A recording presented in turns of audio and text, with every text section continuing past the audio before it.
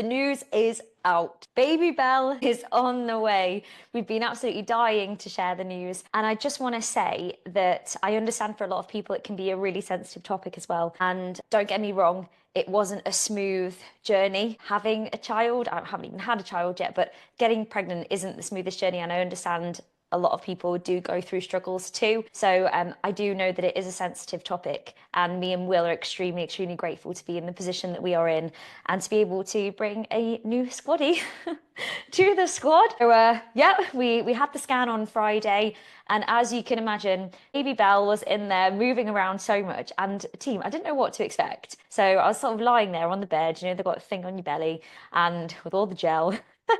And I was looking at the screen just thinking there'd be this thing just kind of like lying there. And I was really hoping, you know, I really hope everything's okay, like crossing everything, of course. And this thing was moving around inside, as in like jumping up and sliding down and then scratching its head and then kicking its legs and turning around.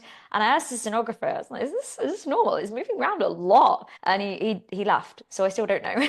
So there you have it. Baby Belle is kicking. So keeping everything crossed, touch wood. And there is a new squaddy on the way. So huge news. And also a second piece of massive news. That is that Will has done the most incredible on-demand revamp. He has hard-coded the entire of on-demand. So you've got new features like you can make your own playlist team. So for example, if you're having, I don't know, a rubbish day, you can make a I'm having rubbish day playlist. And in there you could put like your favorites, like a dance fitness, and then a 5-minute combat, and then a 5 minute of a stretch, or whatever you want to do. You can put your own playlist together, or get fit for summer playlist, and just do whatever you want with that. So that's really exciting. And other features like when you go into the category. Did you see some familiar faces in the categories as well? We've used squaddy photos that we use from the professional photo shoot. So you might see some faces that you recognize from classes or the Facebook group, or you may see yourself there. So that's very, very cool. And also we've got like most favorited and most popular workouts. Will would really, really like your feedback. He's worked so hard and tirelessly on this, and it is so cool. Like, it looks so sleek. I can't tell you. So freaking professional, like amazing. Not that the other one didn't. The other one did as well, but this one is like, whoa, next level. And all of our corporate clients have it as well. It's just amazing. They have different images, don't worry, like Scotty's faces on there. But yeah, it's just absolutely incredible. But he would love your feedback, please. So if you could just send him Will's hotline is, if you click report a problem at the bottom, it goes straight to Will. So if you just say, you know, even if it's just nice feedback, he would love to hear that, because honestly, team, he's worked so hard and he's pulled some very, very, very late nights trying to do this for us all. So yes, even if it's just a nice piece of feedback, please do let him know. I know that would really, really mean a lot to him. Okay, now the April Step Challenge is finished, and we are moving on to the May Strength Focus. I'm going to send you all the details about that in Friday's email. And if you're listening to this on the podcast and you're not a squaddy, what are you waiting for? Come and get ready. Come get pre-summer ready. And on that note, everyone, this Sunday, I'm doing a free webinar. If you're wanting to lose a few inches, lose a bit of weight, tone up before your summer holiday in 6 weeks. Yep, in 6 weeks. So come along on Sunday, 7:30. It's free. It's completely free. You just need to sign up so you get the link. And I'll be talking all about what you need to do to lose a few inches, shape up your body, and most importantly, go into your holiday feeling confident in yourself. So make sure you book yourself on. Tell your friends about it, because it's open to everybody. So spread the word, share the word. Let's get everyone feeling fabulous for their summer holidays, because people spent a lot of money going on holiday, and so you know, your blinking well should feel good for it, right? So yeah, spread the word. Right, Q&A time. Question number 1. Oh, lunch meal ideas and filling snacks. I always think sandwiches or boring salads. Yeah, and do you know what? I'm possibly one of the worst people to ask, because I find that having the same breakfast and lunch, you know, maybe I swap certain things out. Like some days I'll have like a protein porridge. Some days I won't put the protein in. I'll put some fruit in instead, or peanut butter. I switch it out a little bit, but pretty much the same breakfast. Most days I pretty much have the same thing. Then lunch, I pretty much have the same thing. I might alternate between 2 different sandwiches. Like one might be a tuna, one might be a chicken. But I pretty much have the same thing, because for me, my evening meal is where I really change things, and that's where me and Will sit down together and we eat, and that is the one that is different. I tend to find that I'm really busy in the day, and it just takes all the stress and the thought process out of it. I kind of already know what I'm having. It just removes that decision fatigue. So I feel like it makes things easier having the same thing. And that might be just switching out protein source, or, switching out using different type of salad, or switching out, say if you have a piece of fruit with your lunch, change a piece of fruit. And that is also absolutely fine. And it's also what I'd highly recommend, if you're on a fat loss diet, or if you're going to come to the webinar on Sunday, I'll talk more about that, because then you get some consistency in your diet as well. Now, but here are some ideas. So I've got loads of different ideas. And if you go onto the nutrition area as well, there are some recipe books that have even more ideas on there. There's some like high protein ones, and there's plant ideas, there's all sorts. So if you go onto the nutrition area, absolutely loads on there. So just things from the top of my head, really. You can have things like tuna and bean salad, or you can have tuna niçoise salad if you like tuna, or switch it up with a different type of fish. Some people, like, you always see these in America, or if you go to Starbucks, like a mini Plowman's box where they have like a boiled egg, like a little bit of cheese, some cherry tomatoes, some apple slices, and sometimes it might have some peanut butter or like mini pittas in there. So you can make yourself like a mini Plowman's. You could have some pittas, put some cooked chicken, or if you've got some leftovers from the night before, pop that in there with a bit of light mayo, lettuce, cucumber. You could have quiche and salad. You could have soup.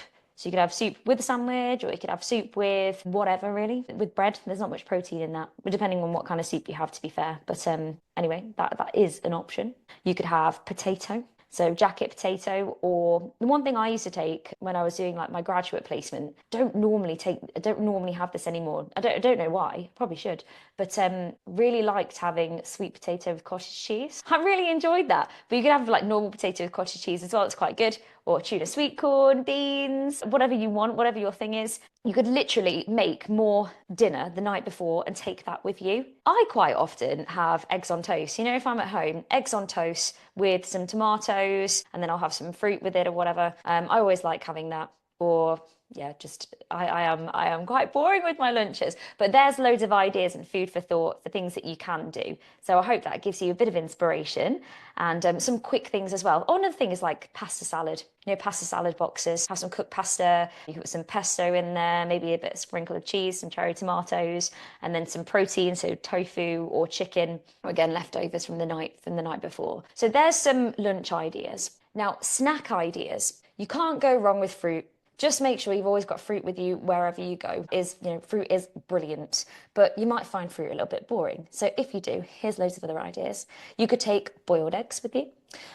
You can have Greek yogurt or Greek style yogurt, and then put like a little bit of honey in there, or sprinkle some berries, or we always have some frozen berries in, because I find that they're dead easy just to throw on yogurt, for example. You could have protein bars, or you can have other cereal bars. Try and go for your more, if you can, your more natural ones. Like if you're going to have a protein bar, one protein bar a day, yeah, absolutely fine, fair enough. Or if you're going to go for more like your cereal bars, try and go more natural. So ones that I quite often get in are the naked bars. They're just natural ingredients. They're really, really good. You could have some dried nuts or dried fruit. Just be careful with your portion sizes on dried nuts. Nothing wrong with them at all. But depending on if you're on like a fat loss diet, the calories can ramp up. So just careful on your portion sizes, that's all. Just because they're high in healthy fats, which is a good thing. But of course, it depends if you're trying to watch that kind of thing. You could have hummus with pitta, or with carrot sticks or cucumber sticks. You could have rice cakes, and you could top that with avocado if you like avocado. Butter, cottage cheese, so many different things. Do you know what I quite often have? I quite often have just like a little bowl of cereal, or I'll have some toast. Nothing wrong with those things either. The toast that we get in, we always try and go for like the more seeded options. So mine's got like plenty of seeds in, and I'll put some butter on it. Love to lather some butter on it, and I find that that's really filling, as opposed to having like white toast, which we do have as well, but I just don't really find it as filling. Cinnamon bagels, you could put some cream cheese on there. But these are all really good filling snacks that are healthy as well. I'm trying to think of any others. Well, let me know, Dan, if you've got some snack ideas. Why not share them in the group, particularly for the challenge that's coming up, and we're all trying to hit the protein target. It'd be really good to share ideas of what you do. But there are some examples. We always have Greek yogurt in, that I find that's really, really good and actually really filling as well. Okay, now the next question. So now we're going to get a little bit more technical, team. The next questions are about lunges and lifting heavier. So if you want to lift heavier to improve your muscular tone, and say you do squats, but then you struggle to actually get the bar on and off your back. So you can squat the weight absolutely fine, but you struggle to get it on and off your back. What do you do? And also lunges. If you're really struggling with lunges, how can you improve and Is it possible to improve? So let's talk about lunges first. So the question is, I still hate lunges. Leg tonnage nearly killed me. I'm not feeling wobbly. It's not so much feeling wobbly as I like to go, sorry, I need to start again. It's not so much feeling wobbly as like if I go too low, my legs will snap, so that just feels horrid. I'm really trying to work on my lower body strength. I'm not a massive squat. I can't talk today. Can I say baby brain? I'm not a massive fan of squats, but I try. Okay, so I really like this question. It's really honest, and do you know what? That leg tonnage class was brutal. It was really good and really good for building strength in your legs, team. But yeah, you're not wrong. It was brutal. Now, firstly, I would be doing all of the checks, just making sure that you are lunging in the correct position. If you're not sure, take a little video, send it to me, and I can have a look. But just make sure that you're doing it completely in the correct position. So we just have to start with the basics: feet hip distance apart or ever so slightly wider, long step back. You want to think 90-90 with the knees, front knee pushing towards the little toe, engage the glutes, and then lower down. Try and get your front leg parallel with the ground and the back knee just off the floor. Or some people even tap the knee on the floor. Now, do that before you even try putting any weight on your back or holding any hand weights. That's so important. Just get the right position. The things that you can think about are when you do it, because sometimes it is just literally trying to get that mind-body connection. When you are doing a lunge, think press through your front heel. It really, really works to activate the glutes, and we want to power up with the help of the glutes as well. And just know as well that the lunges are tricky. They are hard. It's basically single leg strength pretty much. So they are difficult. And yes, you're right. A lot of people do find that they struggle a little bit. They feel a little bit wobbly. If that is anybody listening, just make sure that you've got a really long step back and take your feet maybe slightly wider just to increase the base width. You're gonna have to bear with me today. If you increase the base, then it just makes you more stable, basically. So you can do that as well. Just really, really focus on what you're trying to engage. You're pressing through the heel, engage the glutes, and it can completely sometimes shift the way that the whole entire movement feels. Now, in short, it absolutely can get better. You just have to practice. But I would always start by practicing without weight first and then increase it bit by bit. And you might just start off by holding a hand weight in each hand as your next step. So step number 2. And it's brilliant that you're doing 3 strength workouts a week. That's fab. And that alone, just keep on doing that. That will work your strength, it will build strength, but it takes time. So just that consistency that you've got now, yeah, that's the key. Keep that consistency. That's what we want. That is brilliant. Now, lunges aren't for everyone too. And you don't have to do lunges to improve the strength in your legs. And sometimes it may be because you have really tight hip flexors or really tight quads. So that might be something to look at. It may be because there's some imbalances in the glutes or the hamstrings. And it could be something to do with maybe ankle mobility. So there's lots of different things it can be due to as well if you are struggling with them. But other ways to improve your leg strength would be, squats. You could also do glute bridges, where you're lying on your back and you lift the hips. They're really, really good. Or hip thrusts. So you could basically rest the barbell where it feels comfortable, kind of like across, it's almost across the hips, just making sure it feels comfortable there. You can do things like wall sits. You can also get a resistance band and do some side steps. They're all really good ways to improve the strength in your legs as well. So you don't have to do lunges, but if you do want to get better at them, practice makes perfect, and that progressive overload is going to help. And just actually really, really think about what you're meant to be engaging, really hone in on that. So the next question is, okay, I want to increase the weight on my bar for squats, but I have ludicrously weak arms, chest, maybe partly due to surgery years ago, and I find it stupidly hard to lift the bar off my back and over my head when my arms are fatigued. Have you got any tips? Now, it definitely could be due to surgery years ago. And the most important thing is that we build that up over time progressively. I know exactly how you feel because I've been there as well. You just kind of feel like you're stuck in the bar a bit like a turtle, and it's completely, completely understandable. You're not alone. And yes, there are lots of different options. There are things that you can do. Number 1 would be you could front load the squat instead. So instead of putting it on the soft part of your back, you could hold the bar in a front squat. So basically like across the collarbones, pretty much holding it there. Or you could do a goblet squat where you're holding a dumbbell or a kettlebell just at your chest, right, your collarbones. Either of those are absolutely fine. You could get a rack, absolutely. So you can use the rack to get the bar on and off your back. That could help to boost confidence and really, really load the weight. But you just got to be really careful, obviously, that you can safely re-rack.